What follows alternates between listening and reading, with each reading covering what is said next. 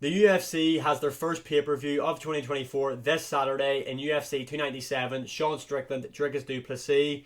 This is going to be a sick matchup. Now, we have seen the build-up in this matchup. It's got a bit hostile. At the press conference, we've seen Dricus du Plessis bring up Sean Strickland's dad, stuff about his past, etc. At the press conference, we've seen Sean Strickland give a reaction to Dricus du Plessis and what he was saying. Then in UFC 296, we've seen their infamous brawl, which was the most entertaining thing of that entire card, let's be honest. And then recently, obviously, we've seen Sean Strickland on the Theo Von podcast where he broke down emotionally, talking about his past, etc., etc. And that is going to play a big part in this matchup, in my opinion. Sean Strickland is too emotionally attached to this matchup. And we have seen this in other matchups before. If you're too emotionally attached, that's your downfall. Prime example, Conor McGregor, Jose Aldo. You just don't fight strategically. You don't fight like yourself. The emotions get the better of you. And it fucks you up pretty much. Dricus du Plessis is honestly the South African version of Conor McGregor. I mean, he's in Sean Strickland's head. He's in Israel Adesanya's head. This guy's just the master of the mind games in the middleweight division. But yeah, in terms of the matchup, stylistically, Dricus du Plessis is going to cause Sean Strickland a lot of problems, in my opinion. Sean Strickland does not do particularly well against people who put him on the back foot and that carry power, that are heavy hitters. Now, was his fight against Jared Cannonier close? Yes. But Jared Cannonier kind of showed a way to beat Sean Strickland. And if Jared Cannonier had kind of let his hands go even more and wasn't so worried about his technique, which is a bit of an issue with Jared Cannonier. We've seen it against Israel Adesanya as well. The guy's so worried about his technique that he doesn't use his best abilities, in my opinion, which are his power. He doesn't let his hands go as often as he should have in combinations, etc. Dricus du Plessis will do that though. Dricus du Plessis will march forward and just throw hands with Sean Strickland. And on the other hand though, what was I going to say there? I had another point I was going to make. Yeah, sorry. So I feel like this matchup is going to end inside 2.5 rounds. I feel like Dricus du Plessis is going to be the one to finish Sean Strickland. However, if this matchup goes past 2.5 rounds, I don't know how good Dricus du Plessis is going to look. We haven't seen him in a 5-round fight. We have, well, not in the UFC anyway, sorry. And we haven't seen how his new cardio is going to look with this new nose, etc. So yeah, that's going to be kind of hard to judge it on as well.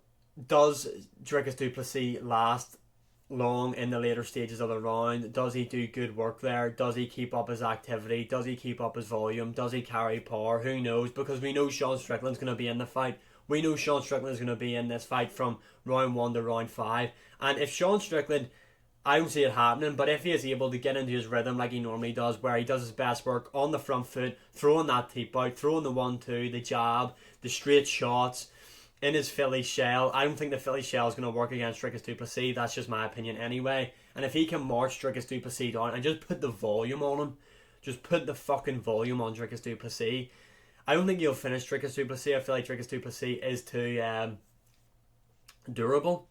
I think that's one of Dricus du Plessis' best abilities, which is weird to say, is his durability, because he doesn't have to worry about being defensively sound, really, because he's not. Let's face it, Dricus du Plessis isn't the most defensively sound fighter.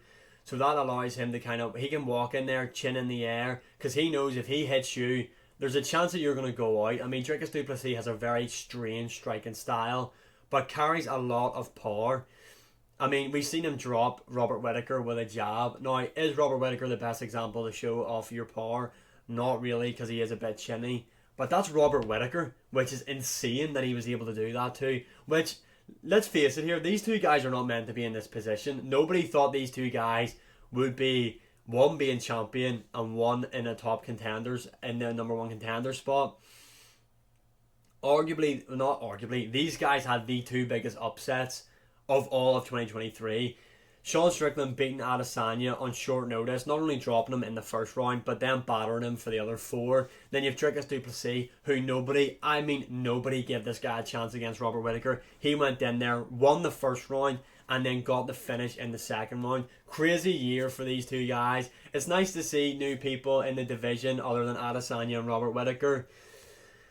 But yeah, In this matchup, I see Dricus du Plessis marching forward, and I feel like he's going to crack Sean Strickland and hurt him, and that's going to be it, really. I feel like Sean Strickland is going to get hit with a right hand, he's going to get dropped, Dricus du Plessis is going to fall him to the mat. Now, Sean Strickland does have really underrated jiu-jitsu, and he is a really underrated wrestler. However, Dricus du Plessis has a really underrated ground game. Now, do I think he's a great wrestler? No.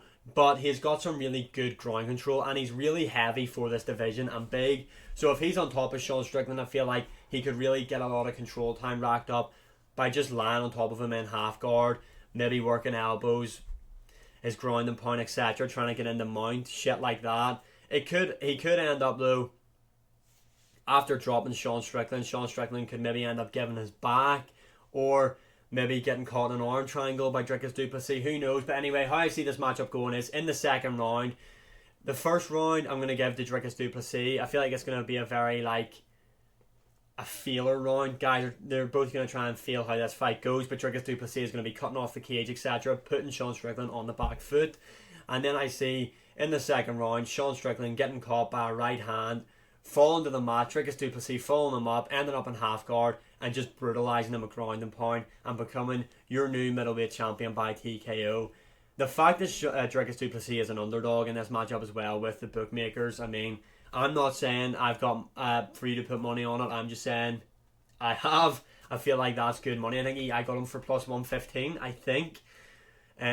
So yeah, good odds for Dricus du Plessis as the underdog. I feel like stylistically he's going to cause Sean Strickland a lot of issues. I am really looking forward to this matchup. I would not be surprised if Sean Strickland wins, however.